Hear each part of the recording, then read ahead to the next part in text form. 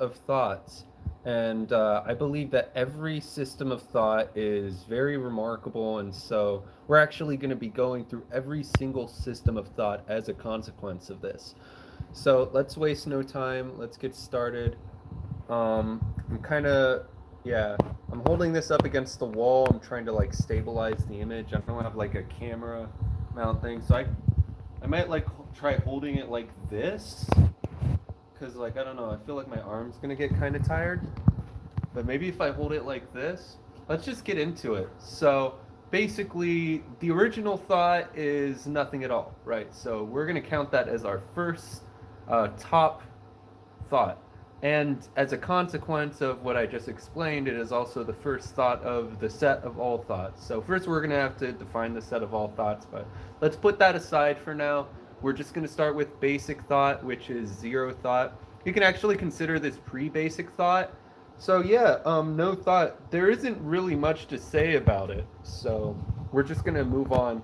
So we're still in pre-thought now, but now we're going to have thought where there isn't nothing per se, but it's basically like almost something, like almost a thought. You ever like almost think of something? It's kind of like that. So this, it's not no thought per se, but we're going to go ahead and we're going to call this concept post pre-thought. And again, this is still in pre-thought, but this kind of thought is basically, it's like I said, guys, you almost think of something, but it isn't really a thought. So this is post pre-thought of pre-thought. So now we're going to be finally moving on to ultimate thought. And ultimate thought is actually the last kind of thought in the category of pre-thought. So ultimate thought is kind of misleading, and I don't like the name that people have given this. Because, like, don't you hear ultimate thought and you think that it's going to be, like, some really grandiose kind of thinking? But it turns out ultimate thought is basically a little bit more than post pre-thought, except ultimate thought.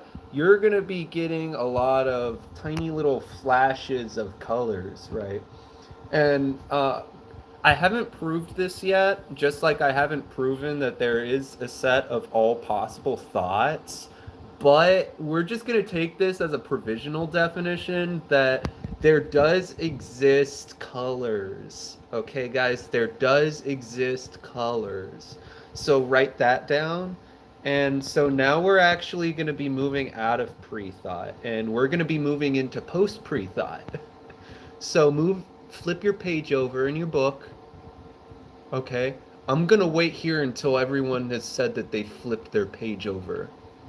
Okay, so just let me know, guys. I'm talking to you right now. Hi, thanks for watching. Just let me know when you flipped your page over and we're going to move on to the next section. Just let me know. Flipped it over? Okay, good. So basically, now that we've moved past our post-pre-thought and we've moved past ultimate thought, we're ready to get out of pre-thought. And now we are going to move on to post pre-thought categorical. So notice how I call it post pre-thought categorical. That's so it's not confused with post pre-thought. And this actually was one of the topics that took it was like 30 years before they solved this one. But anyways, I love talking about thought history. But yeah, so next we move on to normal thought. And this is the normal thought of post pre-thought categorical, not to be confused with categorical normal thought, which has its own normal thought. But this is basically just post pre-thought categorical normal thought, and it actually sits at the very bottom of post pre-thought categorical thought because of the fact that, well, you're actually not going to really fully appreciate this until I define what comes next in the series, but you could take my word for it right now that we're working with a provisional sort of definition that allows us to even consider this in the first place. So now we move on to the next category of post pre-thought categorical, and this is a subcategory. I'm sorry if this is getting confusing. So now that we've moved on, we can actually skip post-pre-thought categorical entirely, and this is actually going to be made really fucking obvious if you keep listening to this right now. So then we move on to normal thought categorical. And normal thought categorical is really cool. Wait, stop right there. You might be thinking to yourself, wait, aren't we moving through the thought categories like really quickly? Like, aren't we going to end too soon? There aren't that many thoughts. I mean, there are that many thoughts. There are too many thoughts. How can we calm down? I used to react just like this. I used to react just like you when I was a kid. But you need to calm down because the thing is, even though we're going over the major branches of thought, we're actually going to be spending a 267-day appendix going through all the auxiliary modes of thought, because you have to understand that these atomic thought modules, which we do refer to them as, are only going to be used insofar as we are afforded the ability to construct every other form of thought, the auxiliary thoughts. So now that we've defined that and things are actually going to make a lot more sense, we can finally define normal thought. Normal thought, categorical normal thought. Okay. And it just so happens that normal, my arm's getting tired. It just so happens, I'm just going to keep it down. It just so happens that normal thought, categorical normal thought, is actually the kind of thought that actually allows us to think in day-to-day life. So I find that really funny, don't you? Let's see what the comments have to say. Heh, more like scategorical. Hey, hey, come on, that means poop. That means poop. Let's keep it. That means poop. So let's keep it a little bit more appropriate. How's that sound? So anyways, normal thought categorical is basically the very thought that allows you to like fucking talk to people in day-to-day life. And I really appreciate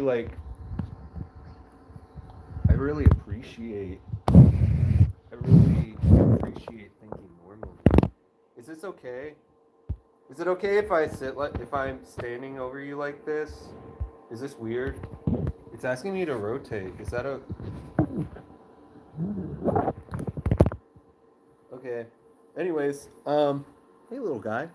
So, like I was just saying, normal thought categorical is the level of thought that we usually operate on. I'm trying to decide whether I should explain the ontological floor wheel in this video or save it for another video. You know what, little guy? I'm actually going to save the ontological floor wheel for another video because you're so tiny and small down there. Hi. I can see you. So I'm actually going to save that one for another time because you're probably all tuckered out from being so tiny down there. You're probably all tuckered out down there, huh, little guy? So, I don't want to keep you up past your bedtime, fella. So, anyways, after normal thought, categorical normal thought, you're still in normal thought, categorical, except eventually you move on to something that's reminiscent of like nasty thought. Ew. Ew. Isn't that gross, like spiders? Oh, isn't that like spiders and boogers? Oh, don't you hate nasty thought? I wouldn't even talk about nasty thought if it weren't for the fact that I had to catalog every mode of thought. So, but there it is. I mean, it's nasty thought, guys. I don't hate spiders. They're just so gross when I think of it this way. And that's nasty thought. So write that down. Okay. Yeah, so now we're going to be talking about lizard thoughts. And lizard thoughts are really cool. I love lizard thoughts. Lizards are weird. getting so happy about this. Guys, I love talking about lizards. This is awesome. Holy crap.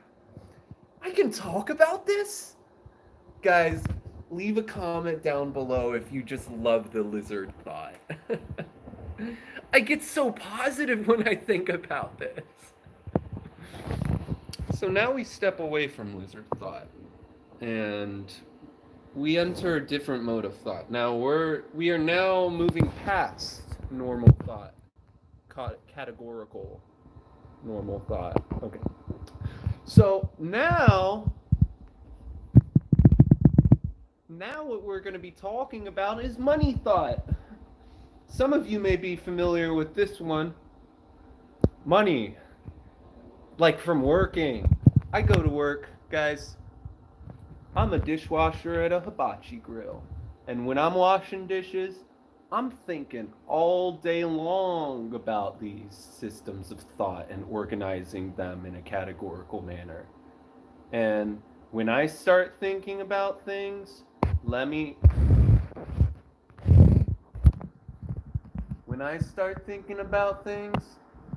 tell you, when I start thinking about things, little guy, let me tell you, I just don't stop.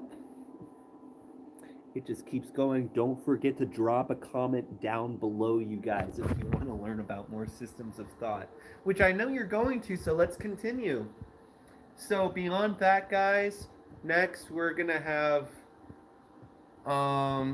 like, computer thought. And computer thought is actually fucked up. I don't know if you guys have ever used a computer before, but when you actually think in terms of computer thought, everything makes perfect sense. And that's kind of scary because you start to see through everyone's bullshit, dude. And once that starts to happen, it's like you start getting the ideas of how to use that. Not against them per se because you care about them, but losing train of thought. I don't want to talk about this anymore. So then after that, we have science thought. I'm very fond of science thought, being a scientist. And because of that, I want to step into the spotlight, so to speak, in support of science thought. Chapter 1. Science beneath its own understanding. Pause. Okay, so I get it. You're probably confused right now. You're watching this video. You're like, why is he talking that way? Let me stop you right there. I am not talking per se, okay? The sounds that you're hearing correlate with the visual image of my face twitching around, and you are coming to the conclusion that, oh, I must be a person. I must be talking. You're saying that from my perspective because you've internalized me, because you are my friend. I don't want to hurt you. And that's why you need to start listening to me, because of the fact that science thought is actually going to save the world. And I take this very seriously, because if we don't start being Guys, I just realized this is all bullshit. I don't support science thought. Why? Well, let me tell you a little bit why. The thing is, when you start looking at me talking to you, you are already in the midst of science thought. Science thought gave you the ability to listen to me right now. What are you holding? What are you holding? Give it to me, metaphorically speaking. Give it to me. Good. Now you understand. I'm teaching you. But that's not good. Why are you learning from me? And why did you just decide to give me control of your understanding in letting me teach you? That was the primary fact, that you clicked this video and you thought you were going to learn something, and you did, but you shouldn't have. You shouldn't have. You really shouldn't have, because certain things just should not be understood, and this is not true. That is because I'm trying to teach you to spot lies. And that's science thought. I mean, that is skepticism. That is scientific scrutiny. And I just want to use my platform to be a proponent of science thought and, just really get everyone thinking like science, science, science. I don't like that idea. That's a bad idea. Science, science. Because this is what scientists are like. Science, science. I don't like that idea. Science, science. Put up a wallpaper here. Science, science.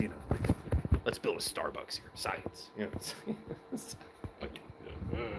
fucking killing me, man. Number 3. Forethought. When you think you aren't thinking, But seriously, guys, I mean, how old are we now? 4, 5, or 1. Your choice.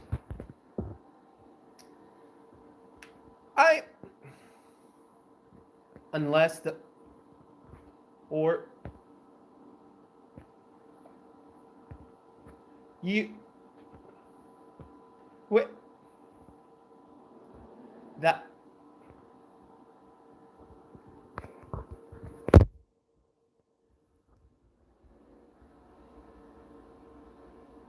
and that was weird thought, guys. I don't like weird thought. Wasn't that confusing? Weren't you watching me just now going like, what is this guy doing? Why is it so educational? Well, now we can finally move on to numbers thought. 1, 1, 7, 13, 1, 7, 12, 1, 1, 1, numbers thought. 7, 3, 2, 2, 2, 1, 7, 1, 3, 3, 3, 1, 1, 7, 1, 2, 2, 1, 7, 1, 1, 9, 1, 7, 1, 1, 2, 3, 3, 2, 1, 1, 7, 3, 2, 2, 1, 1, 2, 1, 3, 7, 4, 1, 1, 7, 3, 2.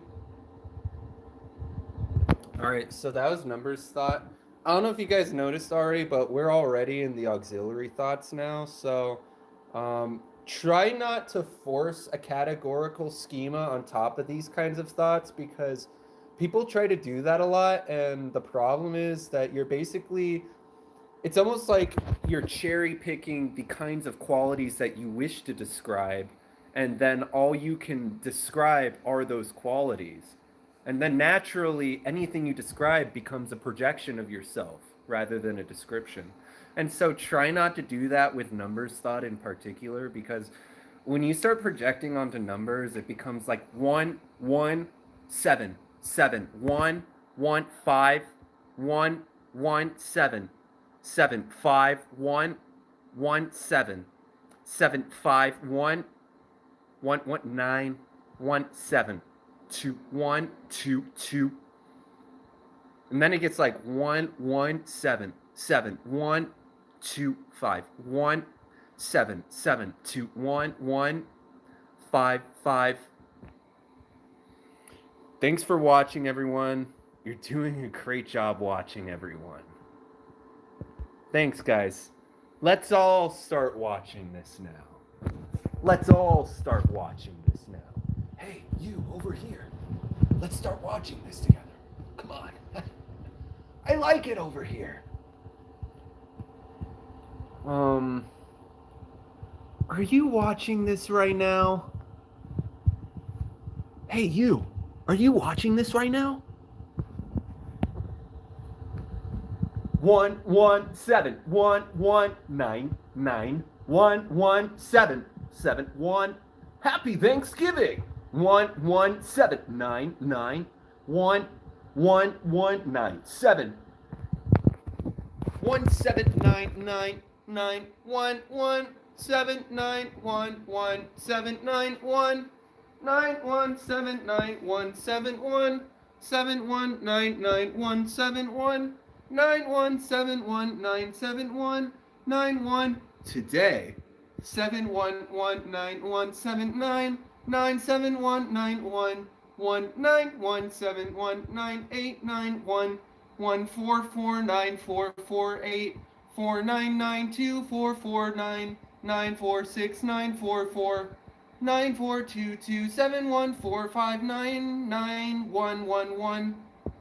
All right, and that was the national anthem. I just want to start, you know. You guys fucking crack me up when you don't listen to me. Let's just start thinking thoughts. You should listen. I think you are listening to me because I am teaching you right now. That was like, I don't know the name of that kind of thought yet, but it's one of the auxiliary thoughts. We're actually going to call it seven thought because it's kind of an extension of numbers thought, but it's not like really numbers thought. I mean, any person who's been a numberologist for long enough is going to be like, okay, well, he said several things that were not numbers. So fucking don't fucking call it numbers thought, you know, but fucking numerologists being fucking assholes, but what else is new, you know? Yeah, so let's start. Let's take some thoughts from the audience. I mean, I feel like I just put out a lot of work to go through systematically, not just the categorical thoughts, but I lightly touched on the auxiliary thoughts as I'm provisionally defining them as. So let's see what the audience has to say. What are some modes of thought that you guys would like to see categorized, cataloged, and stored in the archive? Because that's what the project's all about. It's time for the audience to decide. Let's see what the audience has to say about modes of thought and which modes of thought are your favorite. So I'm going to be reading for what you guys have to say now.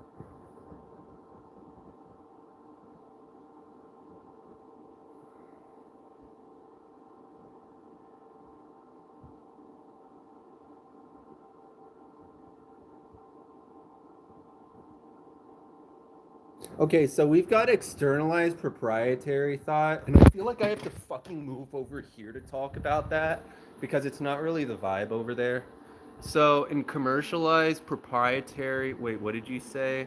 Yeah, externalized commercialized proprietary thought. Isn't that a thought? Let's leave that for another time. But yeah, externalized proprietary thought is actually really fucking useful if you're trying to make what you're worth working from home, It's like you can do this. You can actually get started in this today, and it's great. It's incredible. Um, EPT is actually taught in a lot of universities now, especially since the Rutgers Institute for Final Symbology actually, I don't want to say spread the seeds of knowledge, but we got them. We got them on a cultural win. Any Civ players? Cultural win. But anyways, I digress. I'm a goofball. I get really weird. It's so weird.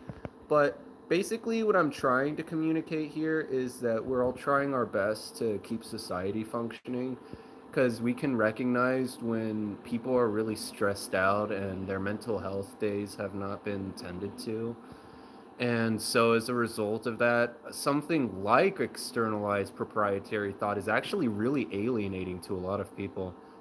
And I feel like that's exactly what we're trying to solve with this kind of system where we systematically catalog everything and we put it in, I don't want to say a box, more like an array of boxes, sort of like the Matrix, Do you like the Matrix? Like, I don't know. Does this make any sense to you right now? Are you nodding your head? Are you shaking your head? I hope you're not shaking your head. Please. Plane industry has been in a kind of nosedive recently.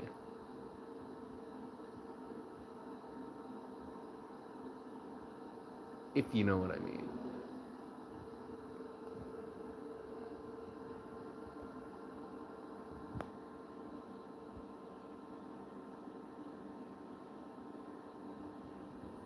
I'm sorry, guys. I just got terrible news. World Shart Industries shuts down after 15 years of operation.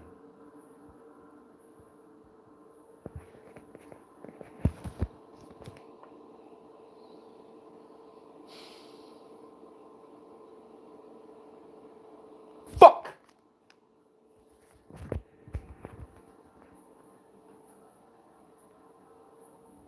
What are you gonna do? That's life. And that's what I want to impart onto you, my dearest audience, is that when the wither in the trees gets between the knees, the breeze that blows gently is not without a sneeze. Another one of my riddles. And that's like silly thought. Well, it's like an extension of silly thought. Because as we described earlier, silly thought is like really gross. But this is like an extension called riddle thought, okay? So that was like an example of riddle thought. And I know that, okay, so some thoughtologists may think that I'm being like kind of silly by like manually going through each mode of thought and giving an example, but I'm actually a constructivist, so I feel like you have to construct the examples of the modes of thought. Like you have to recreate them in order to make sure they exist. And some people who aren't actually trained, who don't know how to think correctly, will say, oh, whoa, if you empathize with like crazy, insane murderer people, doesn't that make you a crazy, insane murderer? And it's like, no, you idiot, that's the point. It doesn't make you a crazy, insane murderer because you're studying them. So that's something I want you to keep in mind. I don't have to keep it in mind. I want you to keep in mind because people, for example, if you grab a cup of water without using your thumb and drop it, you shouldn't even try to use your thumb next time. Don't pick up glasses of water ever again because something bad will happen. And that's actually a good point. Thank you, ontology. No, absolutely. Absolutely. And you have to consider that. You have to consider that. You have to consider that. The thing is, you're going to have thoughts. Everybody has thoughts like this. When you just think of something, it's like, oh, yeah, that's true. That exists. And then you consider the fact that, well, that implies at least a million other things simultaneously. And you have to go down every single one of those little pathways in your brain, and you have to catalog everything that comes up. And some people think that's fucking insane. And that's because they're idiots. And here's why. If you don't consider every single possible thing that comes up in your brain, you are going to be attacked. How's that for insane? You are going to be the one that's attacked. And that's going to really fucking hurt you because it's going to be like paper cuts. There's something. I don't know what it's like because I've never experienced it. Because, because I do stuff like this, I've been so exhaustively cataloging every system of thought that I know exactly what my brain will think in any given context. And so I can see any possibility of me going insane. I can spot that like 3 years ahead of time. I did it just this morning. I was thinking ahead into the future up to like 5.5 years from now. And I spotted a moment which could have driven me insane. And for me, it's not a big deal. If that actually happened, that would have been catastrophic. I'm talking a disaster scenario, okay? But when I caught it, for me, it's just like a little whoop, oopsie daisies. Pluck it out of the dirt, so to speak, the dirt of the brain, just like we talked about. So this actually brings me to my next topic, which is that we need to stop thinking once we're done cataloging. So this is the next phase. People usually don't talk about this phase. People don't usually talk about this phase because they find it a little embarrassing. They find it a little embarrassing because they put in all this work to catalog all the thoughts, and some people get attached to the thoughts and they say, well, now that I've cataloged all these thoughts, what am I going to do with these thoughts? I want to live in my little castle of thoughts. And it's like, well, hold on. You just cataloged every single possible form of thought. So what do you think's going to happen now? I'm talking about stasis, guys. Permanent stasis. And I'm not talking, calm down, not talking about dying, okay? I'm talking about permanent stasis. And this is great, guys, because what's the number one stressor in life? Thinking. Thinking. When's the last time that you were stressed out from not thinking? Yeah, crickets, right? Like, it's never happened. And this isn't to say that we dislike thoughts. Why would we be cataloging every single thought if we disliked thinking? Clearly, we as a community, because we all do this. And, it makes you consider the parable of the tortoise and the savior. Now, the tortoise is crawling along the ground of the Saharan desert. And the savior comes walking along the desert, and he comes across the tortoise and he says, "Oh, little tortoise, why do you walk in such barren, dry, hot conditions? Like so, little tortoise, with your little hands and feet, like a person made of flesh. Dry is your skin." And the tortoise actually looks up, and the tortoise says, and the tortoise can speak. It doesn't matter what the tortoise says. The savior is so surprised that the tortoise can speak that he says, "Get that thing away from me!" And the point of this story is that if the savior would have just kept fucking walking instead of looking at the tortoise, you guys are smart enough. I'm not going to hand feed you fucking. So that's the reason why we have to. Comes in two phases. Phase 1, catalog every thought possible. Phase 2, stop thinking. Okay? And that's the project, guys. I want us to get really excited about this, because this is Project Thought.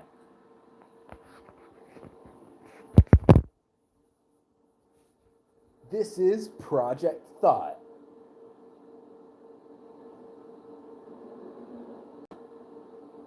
Phase 3, Thrones and Dominions.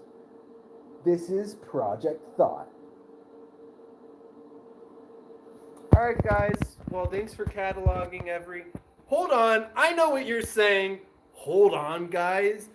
Thanks a lot, guys. Weren't you going to catalog every single thought? We're only 32 minutes in, it says.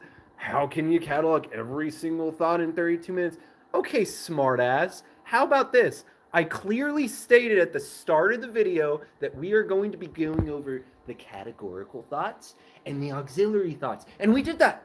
We did that. Oh, but you can't just, say a few things and it means infinite things. Yeah, you idiot. You can. That's why math exists. There's different kinds of infinities, and there's, really big numbers. Whatever. I don't have to defend myself to you. You guys are fucking assholes. How the fuck do I get out of